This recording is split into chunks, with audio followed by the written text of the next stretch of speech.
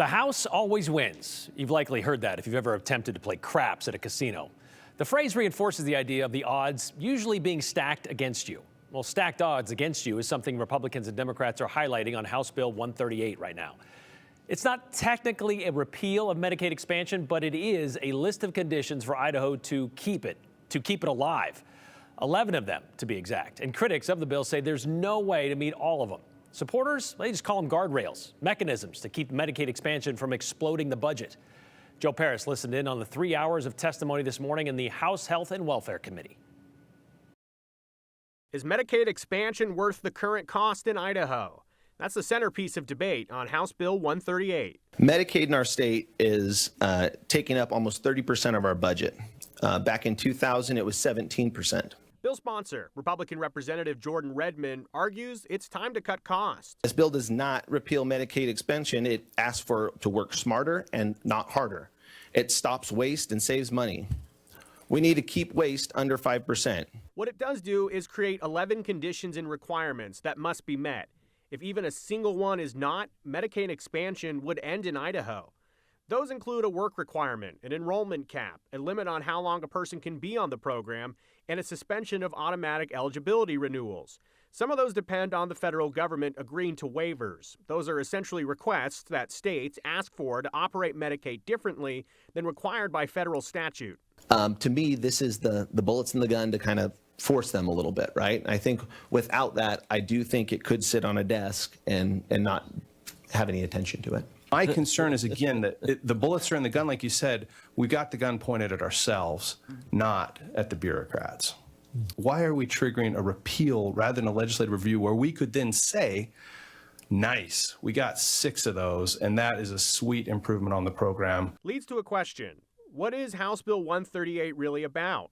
It all depends on who you ask. This bill is 100% Medicaid expansion repeal. There is no credible scenario in which Medicaid expansion would survive the conditions put on it in this bill.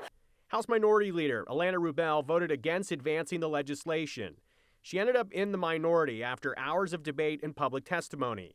Final vote was 8-7 in favor. 265 people were opposed and 8 in favor, and yet it passed out of committee. That appeared to be a non-factor for some committee members who voted to send the legislation to the House floor.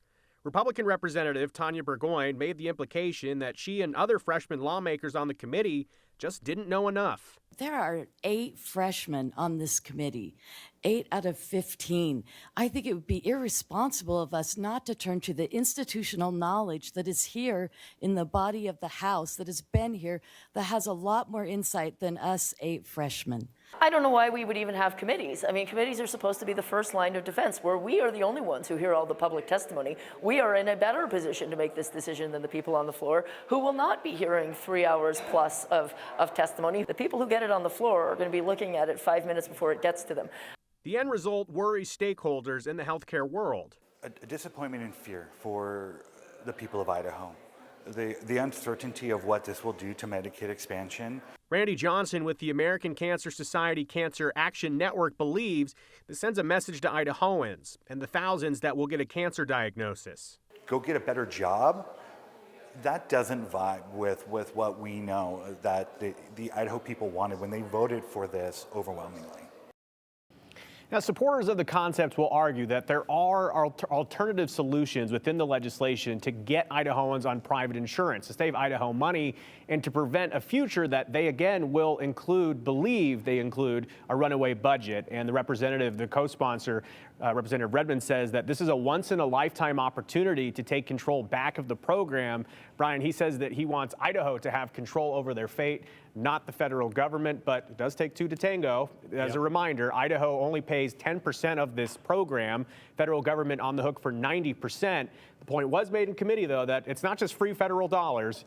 Idahoans are federal taxpayers, too. True. And this idea that just because it's your first year in the legislature, you're not supposed to know what you're talking about or voting on, that's kind of mind-boggling, too. You're there to represent the people that voted for you in there, so. I know that there was some constituents very unhappy with that comment. Yeah, especially given that 265 to very few in favor of it. All right.